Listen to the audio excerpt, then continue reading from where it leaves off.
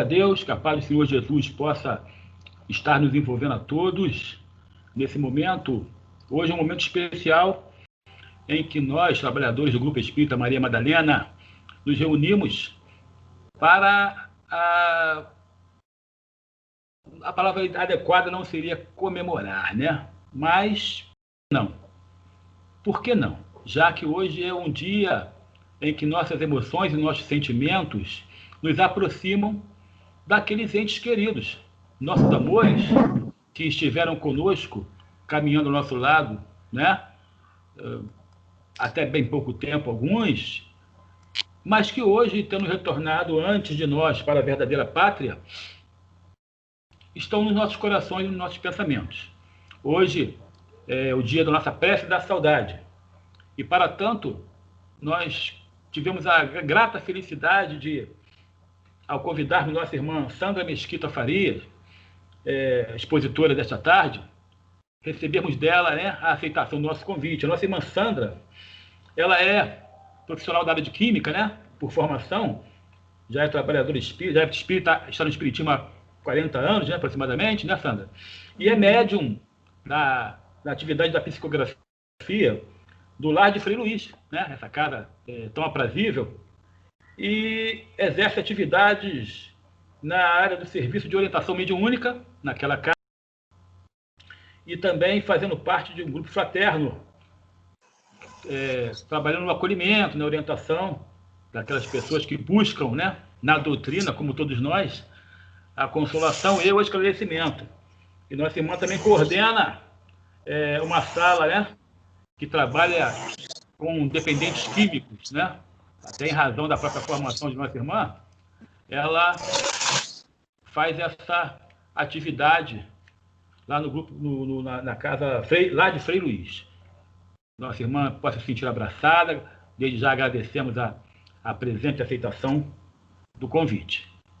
Então, meus irmãos, sem mais delongas, nesse momento, estamos todos convidados a fechar nossos olhos, tranquilizar nossas mentes e nossos corações, a fim que possamos, mais uma vez, estabelecer essa corrente de vibrações positivas através do entrelaçamento de nossos pensamentos, de nossas emoções, para que possamos unirmos em pensamento aos trabalhadores da Casa Espírita, Grupo Espírita Maria Madalena, aquela equipe espiritual, os verdadeiros dirigentes desta obra, que apenas aqui representamos, do plano físico, e que possamos, nós e eles, nesse momento, formarmos essa corrente de vibrações e elevarmos ao alto nosso pensamento a Jesus, nosso Mestre, e que possamos dizer: louvado seja, Senhor, o teu nome no reino do Pai Celestial. Vem, Mestre amado, ser conosco mais uma vez, nos envolvendo em seus braços fraternos e permitindo para que possamos, Senhor, sentirmos envolvidos e amparados por Ti mais uma vez, Mestre. Especialmente, abençoa a nossa irmã Sandra Mesquita, que trará o estudo desta tarde, e que ela possa tocar em nossos corações com suas palavras, para que possamos bem aproveitar esse momento para dilatar um pouco mais a nossa compreensão acerca das leis do Pai Celestial, e que possamos, Senhor, ter em nossos corações o conforto de sabermos que ainda estamos, Senhor, aqui, perseverando, seguindo os seus passos. Que possa ser assim, Senhor, com as graças de Deus. Graças a Deus. Sandra, querida, a palavra é sua, fique à vontade. Obrigada, gente. Primeiramente, boa tarde a todos. É um grande prazer ser recebida neste momento pela casa que nos acolhe, né? Que eu vou tentar, né, fazer aqui na tarde de hoje, não é ensinar nada para ninguém, é lembrar a todos muitas coisas que nós já ouvimos ao longo dos anos na doutrina, da doutrina espírita, né? E lembrar as palavras do nosso Mestre Jesus e, acima de tudo, clamar aos nossos bons amigos espirituais para que possamos, que a nossa palavra possa ser útil para quem estiver ouvindo, porque eu acho que, na verdade, toda pessoa que se expõe assim, tentando passar alguma coisa, não é que nós estejamos passando nada que nós criamos, que nós inventamos, nenhum personalismo nosso e nenhum achismo. É custa de pesquisa, de trabalho, de baluartes da nossa doutrina que trouxeram para nós, fizeram esse grande favor de trazer para nós essas informações, e nós agora só fazemos é divulgar essas informações, tá? Então, nesse dia especial, né, que eu falo especial por causa do ano que nós estamos passando, onde esse número de desencarne foi muito maior, provavelmente muitos corações se encontram despedaçados no dia de hoje, desesperados, nervosos, aflitos, com a lembrança do dia, né? Mas nós podemos lembrar sempre que nós temos amigos e benfeitores espirituais ao nosso lado, que mesmo nos nossos piores momentos, eles estão aí para nos reerguer. E eu começo aqui a nossa explanação da tarde de hoje, né? Falando, como sempre, no nosso Ocidente aqui, nós somos sempre, trabalhamos sempre, né? Somos herdeiros de uma cultura de negação, né? Então, as pessoas, por não terem sido habituadas a falar no assunto, quando o assunto surge, né, a gente desde pequeno está cansado de ouvir falar avô, tio, pai, Deus me livre, não vamos nem falar nisso, como se nós não falássemos, não fosse acontecer, né? A gente trabalha infantilmente, pensando que silenciar é bom para a gente. Mas, na verdade, do mesmo jeito que nós ensinamos, que nós fomos ensinados pelos nossos pais a viver, nós também temos que ser ensinados, e se não formos, temos a responsabilidade de daqui para frente ensinar também aos que vêm após nós a morrer. Porque é uma assertiva. Todos nascemos, viemos do plano espiritual e para lá nós voltaremos, né? Então a gente não para nunca para pensar nisso, porque a gente não quer que isso aconteça. Nós nos agarramos a esse lado material da vida como este fosse o nosso lar. E na verdade nós sabemos, pelos vários espíritos que já nos enviaram notícias, que a nossa verdadeira vida é do lado espiritual. Aqui é uma passagem, nós ora estamos do lado espiritual, ora estamos no plano físico, né? Mas nós temos o consolo das informações espirituais, né? Que nos permitem esse diálogo, né, com aqueles que estão no nosso entorno. Mas nós temos sempre essa visão materialista e sempre cobramos, por que Deus fez isso comigo? A culpa é sempre de Deus. Por que Deus me fez perder aquele amor da minha vida, aquele filho, aquele pai, aquela mãe? Mais uma vez colocando Deus, eu falo sempre nas minhas aulas que a gente tem uma ideia de Deus, um Deus punitivo. E Deus não está aqui para castigar nem punir ninguém. Muito pelo contrário, a lei de Deus é educativa, ele é um educador. E nós estamos debaixo das asas dele para nos reeducarmos, né? Então a morte é um desgaste dos nossos órgãos, dos órgãos físicos. E ela já se inicia com o nosso nascimento. André Luiz nos diz em um dos livros dele que nós recebemos fluido vital para reencarnar estarmos na Terra. O que é o fluido vital? É como se fosse o combustível do nosso corpo, né? O combustível, o fluido vital está para os homens, como a gasolina está para os carros. Então, se a gente vai daqui para São Paulo, a gente enche o tanque do carro, sei lá, dá 50, 100 litros. Em tal momento, essa gasolina vai ser usada e vai acabar. A mesma coisa é o fluido vital. É isso que nos dá o tempo de vida na Terra, de acordo com tudo que nós temos que aprender e cumprir. E nesse livro dele, ele fala que nós todos nascemos com fluido vital para passarmos aqui na Terra 120 anos. Nós conhecemos alguém que consegue estar aqui no plano físico 120 anos? Muito poucos hoje chegam aos 100. Muito poucos de nós chegamos aos 100 anos. Mas por quê? Pelas nossas escolhas errôneas, pelo uso do nosso livre-arbítrio. Nós brigamos no trânsito, estamos queimando fluido vital além da conta. Nós nos desgastamos com o marido, com os filhos, no supermercado, acordamos de mau humor, maltratamos, brigamos de todas as formas possíveis. E aí a gente não se dá conta que a gente está queimando um fluido vital extra.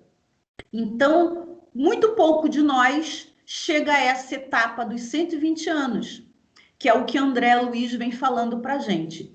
E Calderaro, num dos livros também de André Luiz, um coordenador de estudo do André Luiz, explana para a gente que na Segunda Guerra Mundial, ele próprio, o Calderaro, teve na Alemanha auxiliando aqueles jovens soldados que desencarnaram, auxiliarem eles a seguirem para o plano espiritual. E ele vem contando com o André Luiz que se assustou, porque a falta de informação é tão grande que os soldados desencarnados, quando viam ele e toda a equipe, saíam correndo assustados, porque estavam vendo a alma do outro mundo. E eles já estavam desencarnados. Então, aí a gente vê a falta de informação que nós nos permitimos nos dias atuais, tá? Nós temos também notícia de que 3/4 da nossa população do mundo mundial, ou 75%, não vai quando desencarna para o plano espiritual, porque está agarrado na matéria, nos seus bens, na sua esposa, no seu filho, no seu marido, no seu trabalho. Então, não consegue se desvencilhar, né? E prosseguir em frente. Teixeira vem dizendo para a gente que a morte não é um ponto final, que não é o fim. Morrer é continuar vivendo em outra dimensão, a dimensão espiritual. E Emmanuel, no livro Calma, diz para a gente que morrer é voltar para casa. Todas as coisas decorrentes da matéria passam por transformações. E nós também, como estamos na matéria, também temos que passar por transformações.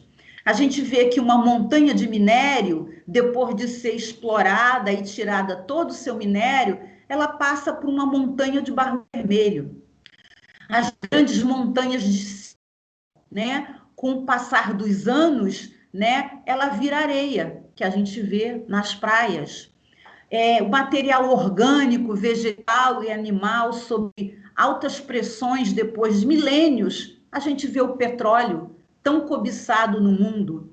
O carbono em alta pressão passa para o grafite passa ao diamante. Então, nós estamos vendo que são transformações que a matéria precisa ter. E o nosso corpo físico nada mais é que a matéria, né? Mas nós temos a boa nova, a boa notícia que Jesus trouxe no seu evangelho, que ele nos disse que o reino de Deus não é deste mundo, E ele exemplificou para todos nós quando ele foi sacrificado no Gólgota, né, o seu corpo, a sua matéria toda dilacerada, maltratada, e ele veio em espírito se fazer ver para que todos cresçam que existe vida após a morte. É fácil? Não. É tranquilo? Não. Não dói? Não. É difícil, não é tranquilo, é doloroso. A dor da morte para todos nós, ela violenta as nossas mais simples sensibilidades, ainda mais quando ela é súbita, quando ninguém está esperando. O susto e a dificuldade é maior. A impressão que a gente tem é que o mundo desabou sobre a nossa cabeça. E com certeza os nossos irmãos que tiveram alguma passagem desse tipo nesse ano com a pandemia estão hoje revivendo, né, esse momento de dor, né? E aí nós continuamos. Peraí, deixa eu achar os meus slides aqui. E aí e a gente vê que essa dor da morte, a gente vai ver que ela é uma das maiores dores, que por mais que a gente pense que é a maior, existem dores piores. E aí, mais no final, eu vou fazer um comparativo para vocês verem essas dores que nós pensamos que não existem e que são muito piores do que a gente pode imaginar, né? Jesus vem dizendo para a gente que a gente tem que suportar essas dores com dignidade, sem desespero, sem colocar a culpa no outro, sem desvarios, né?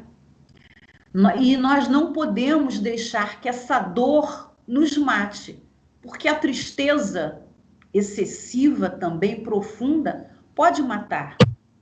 O luto, as equipes médicas nos dizem que o luto após 2 anos, ele já não é mais luto, ele é melancolia e ele tem que ser tratado, tá? Então a gente tem um prazo de até 2 anos para cuidar desse luto, né? Que depois de 2 anos já temos que procurar um psicólogo porque ele já virou melancolia. E nós não podemos deixar que essa tristeza nos permita ficar também doentes e desencarnar antes da hora, porque já foi comprovado, né, pela Organização Nacional de Saúde, que a tristeza ela destrói as nossas defesas do organismo, né? Destrói os nossos glóbulos brancos, que são os nossos soldados celulares, né? Não é permitindo que as defesas baixem de tal forma que qualquer gripezinha vira uma pneumonia, que qualquer carocinho vire um câncer, que qualquer entupimentozinho que nós teríamos condições de sair numa boa, vira um AVC. Então é isso que nós não podemos permitir que essa dor profunda, que essa tristeza cause em nós. E, na verdade, quando nós permitimos que essa tristeza profunda, né, faça morada em nossos corações, nós estamos mostrando para o nosso Pai maior que nós estamos rebeldes, que essa tristeza profunda é fruto da nossa rebeldia, é fruto da nossa não aceitação, é da negação das leis divinas. Então, nós temos que pensar nisso também. E se nós quisermos encontrar os nossos amores, como eles encontraram outros que se foram antes, nós temos que ir naturalmente na hora certa, sem antecipar nada, né? Porque nós estamos sendo muito bem cuidados, né, por um Pai maior que visualiza, que sabe tudo o que acontece, que vê essa dor em nosso coração, mas que ele fala para que tenhamos calma, porque é um momento educativo e aquela dor vai nos ensinar algo que nós estamos precisando e que nós não sabemos. A espiritualidade nos diz, nos responde o que é a vida na Terra. A vida na Terra para todos nós pode ser uma escola, pode ser um hospital, ou pode ser uma penitenciária. Depende de nós. Se para nós for uma escola, o nosso corpo físico é o uniforme. Os nossos testes, as nossas provas dessa escola são as experiências e os aprendizados que nós colhemos durante a nossa jornada na Terra. Os nossos professores vão ser aqueles parentes mais difíceis de conviver, que têm muito a nos ensinar, e aqueles que nos amam muito, que também querem nos ensinar, né? O tempo definido para encerrar o curso é de acordo com o nosso trabalho, com a nossa... como nós nos comportarmos, mas nós, quando encarnamos, já temos esse tempo. E no final desse tempo, dessa escola, que é quando nós regressamos à casa do Pai, nós recebemos o nosso diploma. A vida na Terra também pode ser um hospital, né? E algumas almas, né, de outras encarnações trazem a sua alma ferida, né, doente, e ela tem que expurgar todo esse mal, toda essa doença aqui neste planeta, porque toda a dor que a gente sente espiritualmente, perispiritualmente falando, ela só pode ser desvinculada de nós no corpo físico. Então, nós temos que reencarnar, né, para poder nos desvencilharmos de tudo isso. E no final dessa jornada, nós recebemos a nossa alta hospitalar. Ou a nossa vida na Terra também pode ser uma penitenciária. O nosso espírito pode estar aprisionado, né, num corpo com muitas dificuldades, né? Um exemplo, um espírito que numa encarnação anterior se suicidou, né? Deu um tiro, por exemplo, na cabeça. Quando ele voltar, ele vai voltar aprisionado com uma doença a nível cerebral, né? Que a gente não sabe qual é, nem pode dizer qual é.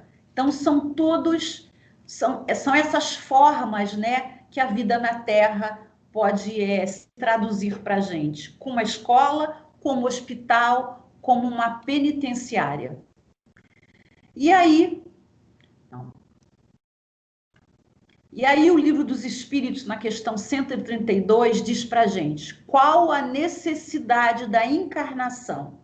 E os espíritos são taxativos quando eles nos dizem crescimento espiritual, para que aprendamos a amar.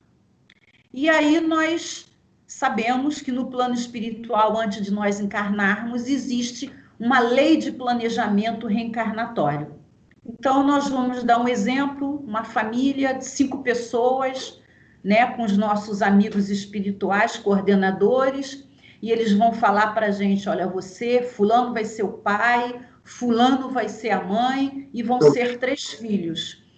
Você, fulaninho, só vai precisar ficar 3 anos lá. Você ficando 3 anos, você já cumpriu o que você precisava. Você, fulano, você vai ter que ficar 90 anos lá, né? E aí, os outros amigos espirituais vêm perguntando, poxa, fulaninho, você vai ficar só 3 anos? Ah, que bom, né? Que você não vai ficar lá muito tempo. Lá é muito bonito. A Terra lá é muito bonita, é linda. Ah, mas tem tanta coisa lá que dificulta a nossa jornada. Ainda bem que seu senhor vai ficar 3 aninhos lá. E aí, o outro irmão que vai ficar 90 anos, os outros amigos espirituais, aquela parentela espiritual que está lá, né? Clamando por eles, orando por eles, e aí eles vão falar com ele. Puxa, meu filho, que pena, você vai ficar lá 90 anos, mas 90 anos naquele mundo é muita coisa, é muito sofrimento. Afinal de contas, lá é um mundo de provas e expiações. Então, é isso que acontece com a gente. Nós viemos, mergulhamos na carne por algum tempo com a única e exclusiva finalidade de aprendizado, aperfeiçoamento, evolução e progresso. Com esse planejamento reencarnatório, os nossos amigos espirituais vão saber o tempo que a gente precisa para cumprir isso ou aquilo. E é o que a gente vê nos dias de hoje, né? E cada um, segundo as suas provas, né? Para terem um desencarne que esteja escrito na programação de cada um. Então, a gente vê que a vida na Terra, na realidade, é uma passagem, que a vida é uma só e que as existências que são muitas. Então, hoje, a minha existência no plano físico é Sandra, mas ontem pode ter sido Manuela, Patrícia, amanhã vai ser outra. Então, essas existências são muitas aqui na carne, tá? E nós pensamos assim espiritualmente, quem somos? Um corpo que possui um espírito ou somos um espírito que está provisoriamente dentro de um corpo? Na verdade, nós somos seres espirituais que momentaneamente estamos no corpo físico, né? E aí a gente vê que todas as religiões cristãs pregam a imortalidade da alma. E nós, coletando aqui o material para o nosso estudo de hoje, na década de 80, o Papa João Paulo II, ele disse numa entrevista: sabemos que existe vida após a morte, mas não sabemos como ela é.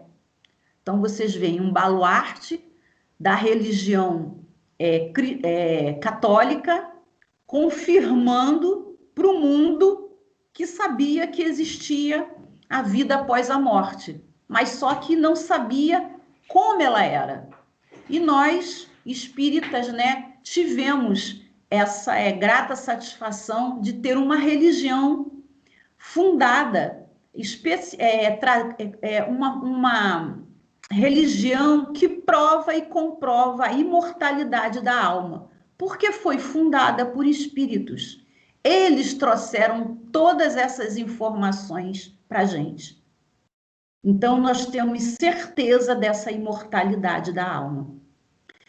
Chico Xavier diz para a gente que podemos escapar da morte 1000 vezes, mas da vida não. Porque aqui, nesse mundo de provas e expiações, é como se nós estivéssemos mortos. E no mundo dos espíritos, na espiritualidade, lá que nós temos vida, né? E aí ele vem dizendo para a gente, perguntando, qual é o oposto de vida? Não é morte, porque vida não tem fim. O oposto de nascimento que é morte, mas vida não. A vida, ela não tem fim. Então, aí, coletando exemplos, né, para a gente falar sobre isso, eu pesquisei aqui um psiquiatra suíço, o nome dele, Viktor Frankl, escreveu um livro, Sentido da Vida, e ele viveu na época do Holocausto. Ele teve seus pais e seus irmãos mortos no Holocausto, naqueles campos de concentração, e ele assistiu, né, os nazistas fizeram questão de mostrar para ele, obrigando a sua esposa a fazer um aborto, eles que eram recém-casados há pouco tempo. Então ele escapou desse martírio e ele escreveu esse livro porque ele quis mostrar para o mundo o que ele aprendeu lá dentro. Então ele detectou, né, que mesmo com toda a dor do mundo, ele aprendeu alguma coisa. E aí ele vem falando nesse livro a capacidade de resiliência que nós, seres humanos, temos. E aí nós pensamos na dor profunda, sem tamanho, que ele sentiu, que ele viveu, e ele veio dizer para a gente que a gente pode se recompor. E essa palavra que tem sido muito usada nos últimos tempos, a resiliência, que é a capacidade que a gente tem de se renovar, né? De se reinventar, né? De estar lá no buraco, levantar, sacudir a poeira e continuar, não como se nada tivesse acontecido, com uma experiência, uma bagagem a mais, um aprendizado. Então, ele vem falando que o maior aprendizado dele é que a vida não é insuportável pelo que nos acontece. E sim, ela é insuportável pela falta de sentido por que as coisas acontecem. É isso que ele quer trazer no livro dele para que nós reflitamos sobre isso. E Bento XVI, o nosso penúltimo Papa, estava visitando justamente Auschwitz, né? E passando pelo Museu do Holocausto, todos aqueles pontos turísticos, né? Tristes daquela época. Ele falou numa entrevista aos jornalistas que escandalizou o mundo. Ele falou, o próprio Papa falou, onde estava Deus que permitiu que isso acontecesse? Se o Papa não soube responder, os católicos, né, muitos devem ter falado, como nós vamos responder isso? E aí nós vamos aqui no nosso interior das Minas Gerais, um freizinho, Frei Beto, né, um teólogo mineiro, vem falando sobre esse silêncio, esse suposto silêncio de Deus que Bento XVI falou. E ele fala assim, onde estavam os homens que permitiram que uma barbárie dessa acontecesse? Onde nós estávamos que permitimos que isso acontecesse? Não é? Então, aí são as nossas escolhas, são o livre-arbítrio, e o nosso irmão lá, o Vitor, mostrando para a gente que é possível sobreviver. Provavelmente não mais pulando, cantando, gritando, mas é possível sim sobreviver. É preciso sair dessa encarnação melhor do que chegamos. Esta é a finalidade. E nós sabermos sempre que o acaso não cabe nas leis divinas, nem o jeitinho. Que o mal não nos atinge se não estiver em nossa programação. Porque nada acontece na nossa vida, né, que não esteja escrito, que não esteja que não seja sabido por Deus, que não seja permitido por Ele. E aí uma historinha, né, do Espiritismo, né, vem dizendo para a gente que um homem, né, um ser humano chegou do outro lado da vida, e aí ele, quando chegou lá, ele foi recebido por uma outra pessoa distinta e tudo, e ele falou assim, olha, eu desencarnei, e agora eu quero saber onde é que eu vou ficar. Aí o engenheiro olhou a papelada lá, o que recebeu ele olhou a papelada e falou, ah, não, vamos lá que eu vou conduzir a sua nova morada. E aí eles estavam num local arborizado, bonito, com prédios e tudo, e aí começaram a andar e saíram daquele local e foram para como se fosse aqui na Terra uma periferia, né? E aí ele falou assim, mas aí ele vai e apresenta, olha, aqui é sua nova morada a partir de agora. E aí ele vai, a pessoa que desencarnou, e fala, mas não é possível. Eu na Terra, eu era um engenheiro. Por que agora eu vou ficar nesse casebre? E aí o espírito que recebeu ele falou para ele, olha, você foi engenheiro na Terra e eu sou engenheiro aqui no plano espiritual. Eu mesmo construí a sua morada de acordo com o material que você mandou para mim. Você pode ter mandado tijolo que não fosse de primeira.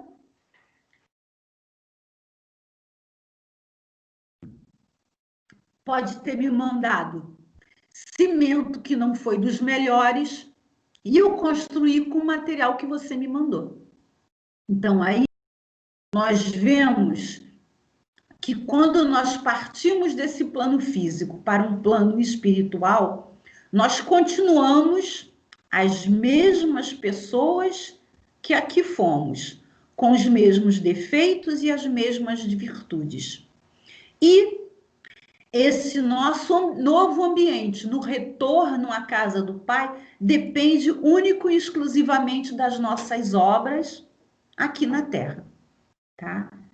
Então, aí nós vemos que Jesus diz sempre para a gente, né, nesse momento de dor, que ele não dá fardo pesado a ombros frágeis, que se a dor chegou até nós, nós daremos conta do problema, da dor, da dificuldade, sabendo sempre, né, que é uma lei divina que ela vai passar. Que ela vai passar. E aí nós vemos também que não existe bala perdida, não existe você estar no lugar errado na hora errada. Existe uma programação espiritual onde tudo acontece na hora certa, no momento certo, né? Então, um ladrão vai sair à noite, vai querer fazer um ganho de alguma forma, ele tem o direito de escolher a hora, tem o direito de escolher o local, as condições e a arma que ele vai usar. Agora, ele não tem autoridade moral para escolher quem ele vai atingir, quem vai ser a vítima.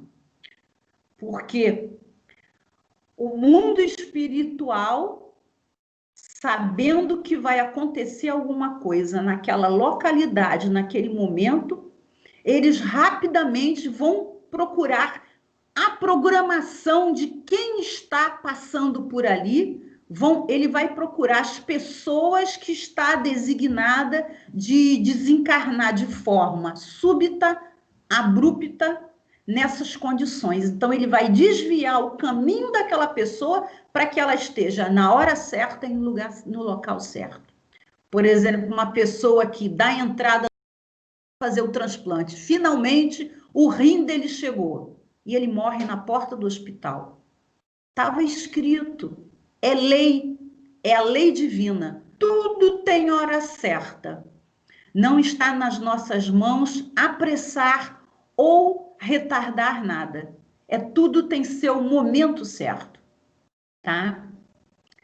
E aí nós continuando, Jesus disse que não dá fardos pesados a ombros frágeis, eu já falei, mesmo nesses momentos súbitos e difíceis, né? Se a dor chegou até cada um de nós, com certeza nós daremos conta, com toda dificuldade, essa dor vai passar, né? Mas aí nós também temos que fazer a nossa parte, porque muitas pessoas com essa dor latente nos dias de hoje acham que essa dor não vai passar nunca, que é muito difícil suportar, né? Mas nós temos armas, o Espiritismo nos dá armas para daqui a uns meses, umas semanas, a gente possa sorrir de novo, né? E aí nós temos exemplos de pessoas que perderam seus filhos e fazem daquela tristeza suas companheiras quase que eternas, não se permitindo sorrir novamente, não se permitindo olhar para o lado, não se permitindo usufruir da vida ou mesmo trabalhar mais tranquilamente, com mais aproveitamento. Porque ela está sempre revivendo, remoendo aquela dor e aquela dificuldade. A doutrina espírita está aí, né? Vem trazendo o consolador prometido para todos nós, né? Mas esse consolador prometido, que é o Evangelho, que é a boa nova que Jesus vem trazendo para todos nós, ele tem um diferencial, né? Que é típico da doutrina espírita. Não tem receita de bolo. Dá 2 pulinhos para frente, 3 para trás, vira cambalhota, que aí você consegue ser espírita, você vai sair dessa, você vai entender tudo. Não. A doutrina espírita é uma doutrina diferenciada, é uma religião diferenciada que veio trazer para a gente conhecimento e nos fazer refletir e raciocinar. É a tão comentada, tão falada fé raciocinada. Mas nós, como sempre, preguiçosos que somos, achamos que só ir na casa espírita, nós somos espíritas e nós já estamos libertos de todas as dores, todos os sofrimentos, tudo de mal que pode nos acontecer.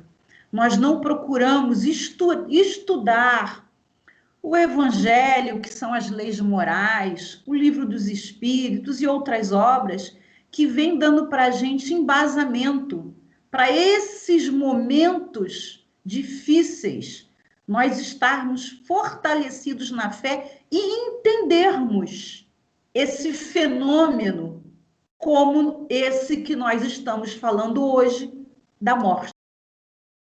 Então, eu ouvi, algumas semanas atrás, alguns educadores falando sobre o problema da pandemia agora, se as escolas voltam, se não voltam, se perde o ano, se não perde.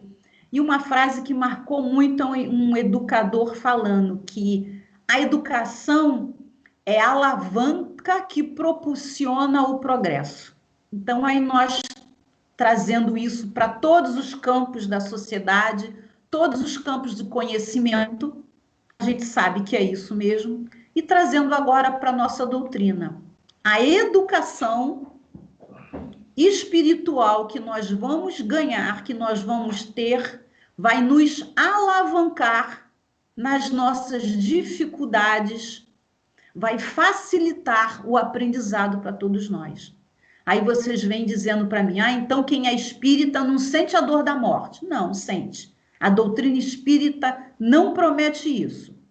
Vai doer, como eu falei já anteriormente, vai ser difícil, muito difícil, mas nós vamos ter entendimento e vamos agir como espíritas, orando, clamando, pedindo aos nossos amigos espirituais, indo na casa espírita, tomando os nossos passes, fazendo as nossas leituras edificantes, ouvindo aquelas músicas que elevam o espírito, fazendo o nosso culto do Evangelho no lar. Com o tempo, com o passar do tempo, nós vamos ver, né, que nós já estamos conseguindo sorrir. Daqui mais um tempo, nós vamos ver que nós já estamos conseguindo dar uma gargalhada ou achar graça de alguma coisa.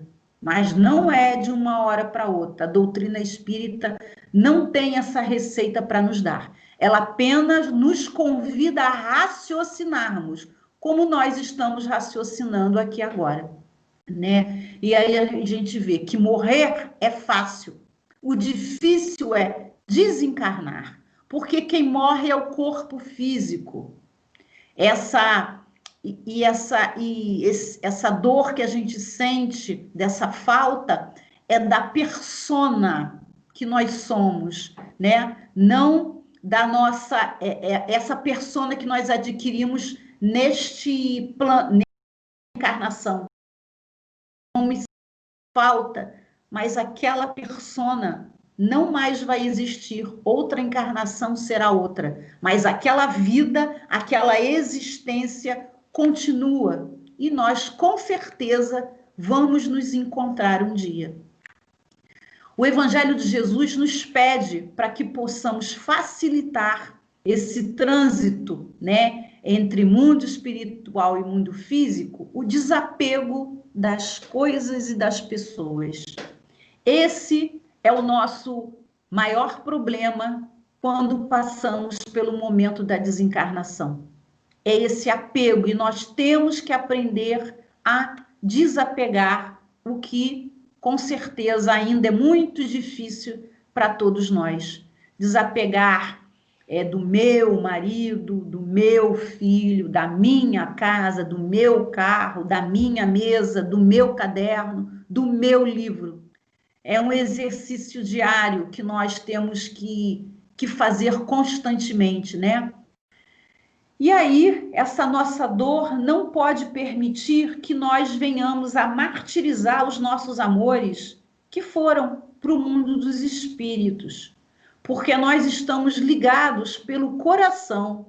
E tudo que nós sentimos e falamos aqui, eles também sentem lá.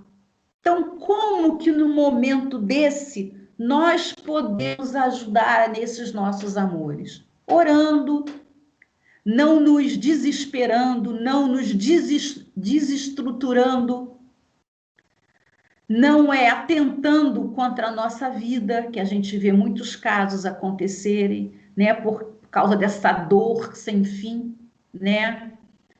Nós temos que auxiliar eles, porque eles também estão confusos como nós. E nós temos como obrigação fortalecê-los através da nossa prece. Sempre que lembrarmos dele, lembrarmos com saudade, porque depois de um tempo, a dor com certeza se transforma em saudade. E saudade, quando a gente tem, né, a gente pode até derramar algumas lágrimas de saudade, não de dor.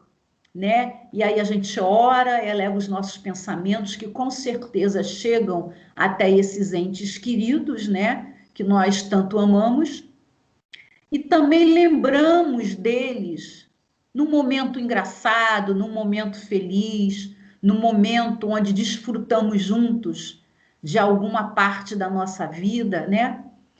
E essa dificuldade que nós temos de desencarnar, porque na verdade desencarnar é abandonar todos os sonhos e planos que tínhamos do lado de cá e ter forças e coragem para construir novos sonhos e planos no mundo dos espíritos. Essa é a nossa dificuldade, abandonar o que nós deixamos aqui para reconstruirmos do outro lado novos sonhos e novos planos.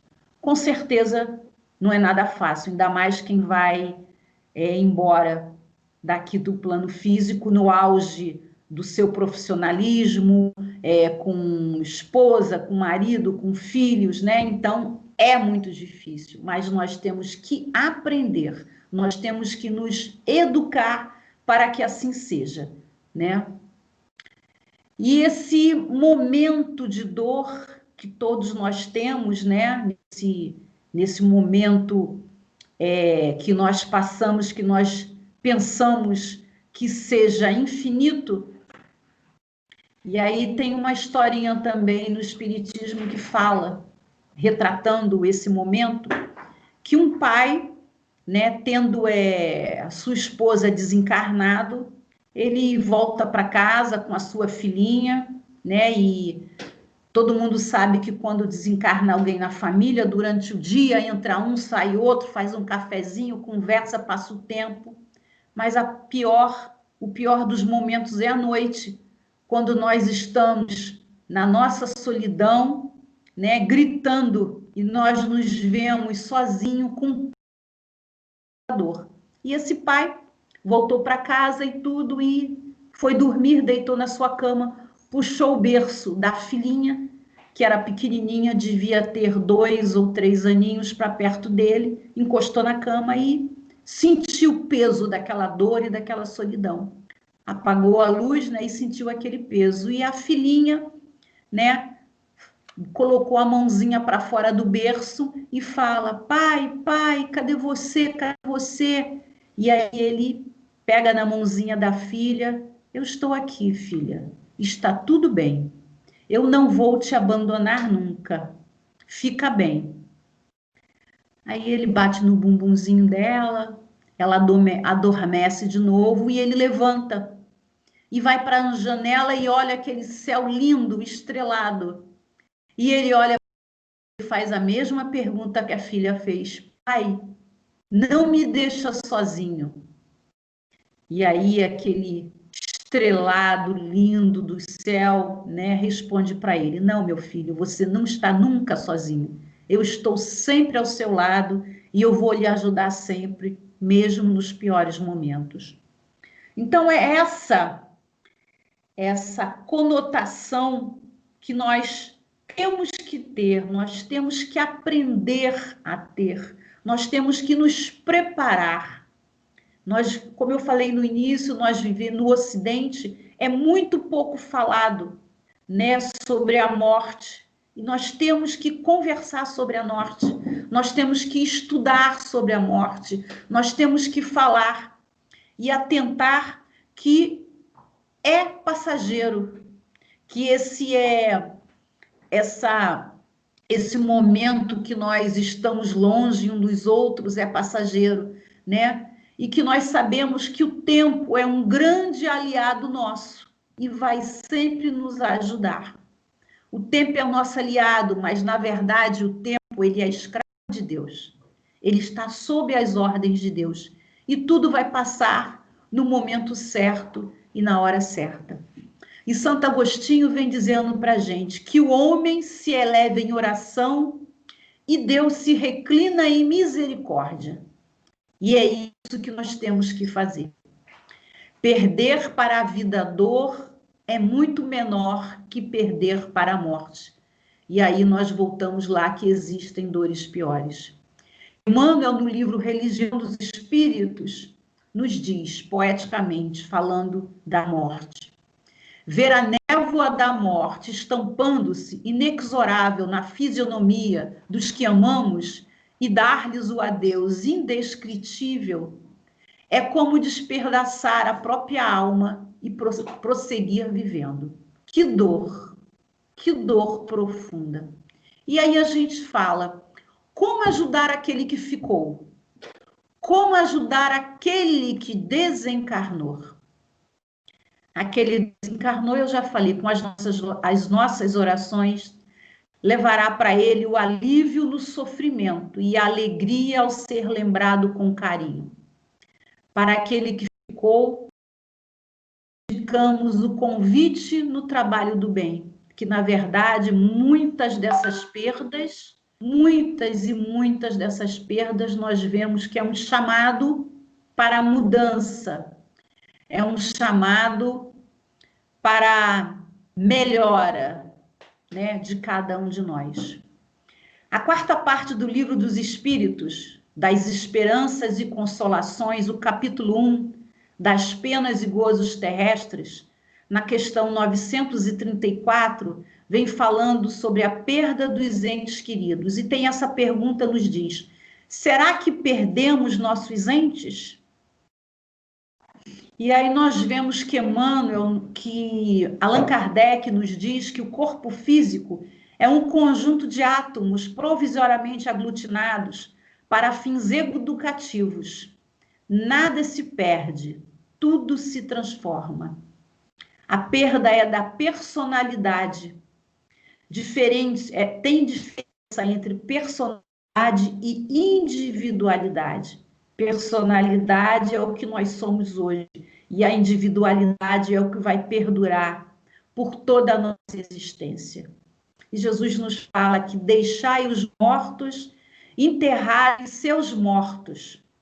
Aquelas pessoas que ainda não têm certeza da dimensão espiritual, na verdade, somos nós aqui na Terra, que ainda não temos esse entendimento das leis espirituais e ficamos enterrando os nossos mortos.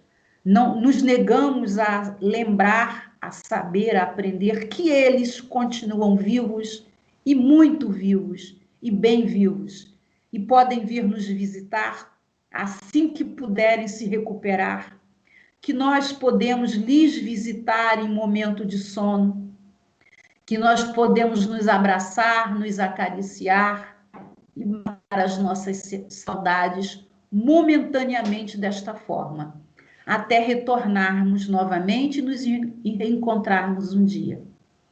Lia Luft é uma escritora nossa brasileira que eu gosto muito, e ela tem um livro chamado Perdas e Danos, que é um best-seller nacional.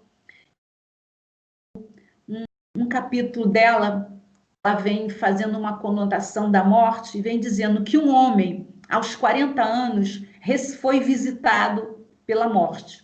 Então, ela no livro até retrata a morte como nós víamos antigamente, né? Com capuz preto, com aquele negócio na mão, com aquele rosto de caveira e tudo, e a morte chega para ele e fala, né, que está pronto para levá-lo, que chegou a hora dele. E aí ele fala, não, eu não vou, porque eu estou muito novo, 40 anos, eu tenho muita coisa para fazer, fala lá com o chefe, dá um jeitinho para mim, vê se consegue. Aí a morte falou assim, tá bom, eu vou falar com o chefe, mas amanhã eu estou aqui de volta. E aí o senhor, o rapaz lá de 40 anos, né, esperou a morte de novo, a morte veio e falou, olha só, o chefe mandou um recado para você. Se você me der uma única razão para você ficar aqui na Terra mais um pouco, desde que não seja filhos, esposa ou trabalho, aí você pode ficar mais um tempo. E ele ficou pensando, que outra razão ele teria para justificar esse tempo a mais na Terra, e ele não achou nenhuma outra, que era justamente as razões que ele ia dar. Minha esposa precisa de mim, meus filhos ainda não são independentes o suficiente, meu trabalho vai acabar se eu não continuar. E a gente sabe que esses três, com certeza, sobrevivem e sobreviverão sem ele. E aí Divaldo Franco vem dizendo para a gente, concluindo aqui a historinha da Lia Luft, que a única razão que Deus olha com simpatia para manter algum de nós algum tempo mais aqui no plano físico é estarmos com a agenda cheia com relação ao trabalho no bem. Esta é a única desculpa que nós temos, que Jesus pode nos auxiliar nessa procura, né, de ficar mais um tempo aqui nesse mundo. Então, meus irmãos, a dor é muito grande, a dificuldade é enorme, mas nós temos que nos educar, nós temos que aprender.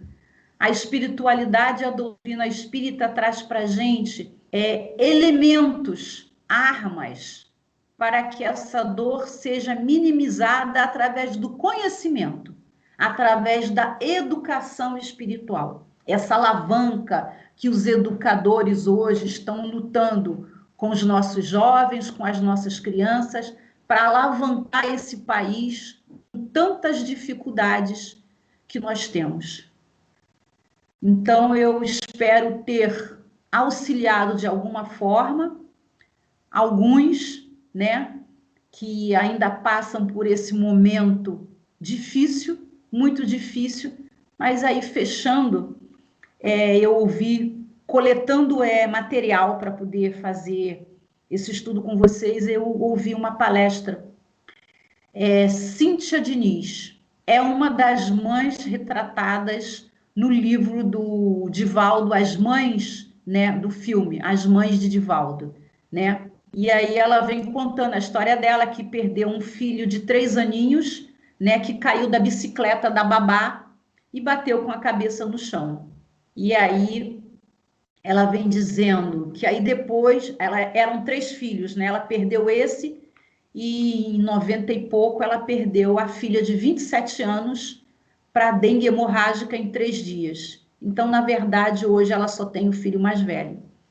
E aí ela disse que pensava que na primeira morte do filho pequenininho dela, ela já tivesse passado por toda a dor do mundo, mas que com a filha dela de 27, a dor foi diferente, mas a dor existiu, né?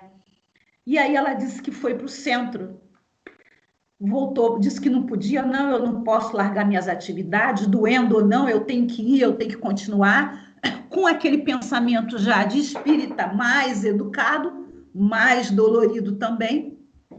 E ela vem dizendo que uma trabalhadora do centro, que nem se dava muito com ela, que não ia muito com a cara dela,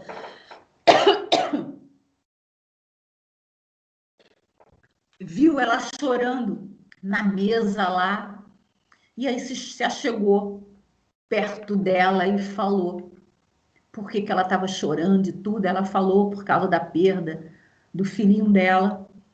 E essa senhora falou para ela: olha, que eu não ia nem com a tua cara, eu não gostava nem de você. Aquele teu jeito alegre, parece que você não tinha problema na vida, que só a gente que era diferente. Agora eu tô vendo que você é igual a gente, que você também tem problema. A senhora falou para ela. E aí, no meio dessa dor toda, uma pessoa que tinha ido lá no centro fazer um tratamento, já sabia da história dela, já com a segunda filha de 27 anos, e falou para ela: essa dor que você está sentindo agora não é a pior dor do mundo. Aí ela falou: ah, realmente existem dores piores. Pois é, porque você perdeu a sua filha e você sabe onde ela está. Aí a Cíntia, né, respondeu: realmente, eu sei que ela voltou para a casa do pai.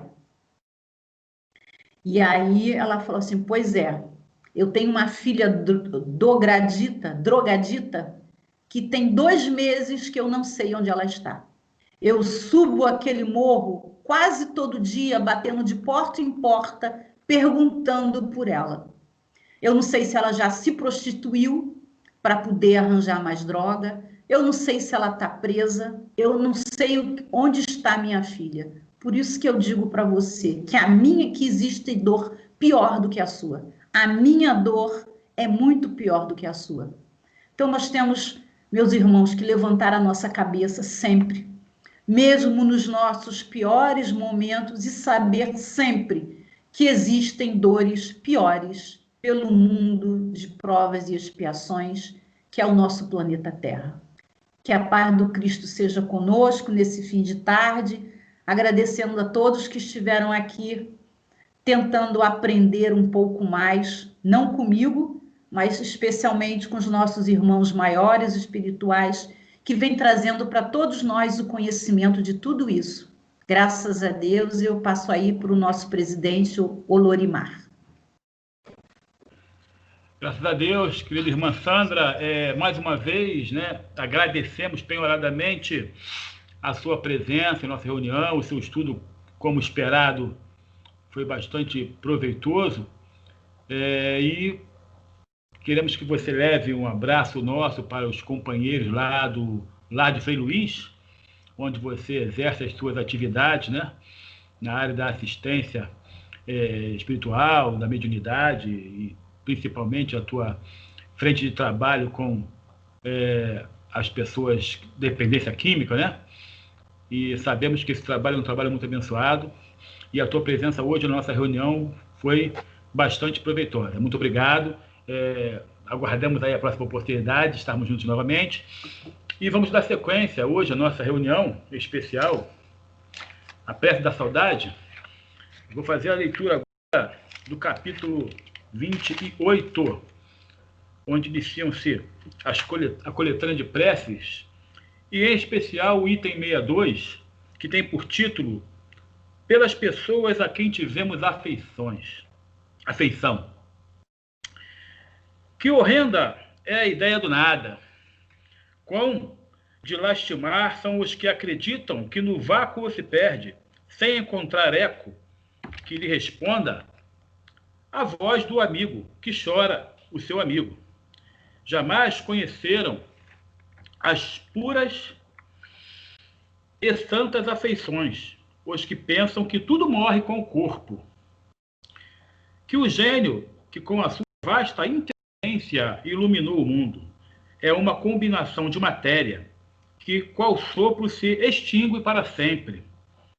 Que do mais querido ente, de um pai, de uma mãe ou de um filho adorado, não restará senão um pouco de pó, que o vento irremediavelmente dispersará. Como pode um homem de coração conservar-se frio a essa ideia? Como não o gela de terror a ideia de um aniquilamento absoluto, e não lhe faz, ao menos, desejar que não seja assim? Se até hoje não lhe foi suficiente a razão para afastar de seu espírito quaisquer dúvidas, aí está o Espiritismo. a dissipar toda a incerteza com relação ao futuro, por meio das provas materiais que dá da sobrevivência da alma e da existência dos seres de além-túmulo. Tanto assim é que, por toda a parte, essas provas são acolhidas com júbilo. A confiança renasce, pois que o homem, doravante, sabe que a vida terrestre é apenas uma breve passagem conducente à melhor vida. Que seus trabalhos neste mundo não lhe ficam perdidos e que as mais santas afeições não se despedaçam sem mais esperanças. Esse é o texto que está lá no item 62 e que nossa irmã Sandra tão bem pontuou muitas dessas informações que acabamos de ler na sua pesquisa.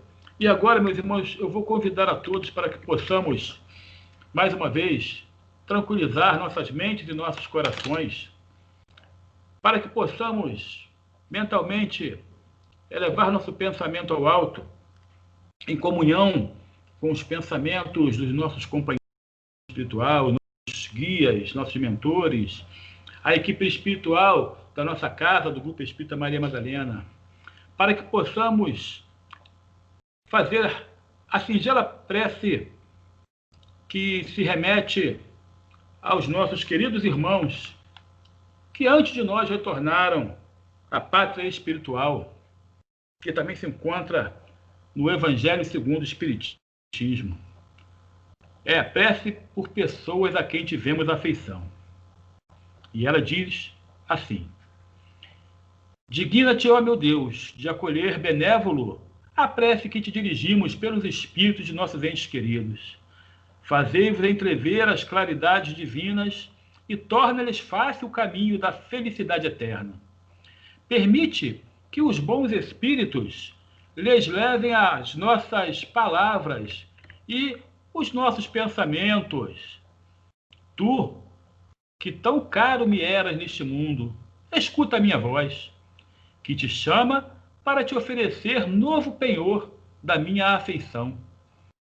Permitiu Deus que te libertasse antes de mim, e eu disso não me poderia queixar sem egoísmo, porquanto fora querer-te sujeito ainda às penas e sofrimentos da vida. Espero, pois, resignado, o momento de nos reunirmos de novo no mundo mais venturoso no qual me precedeste.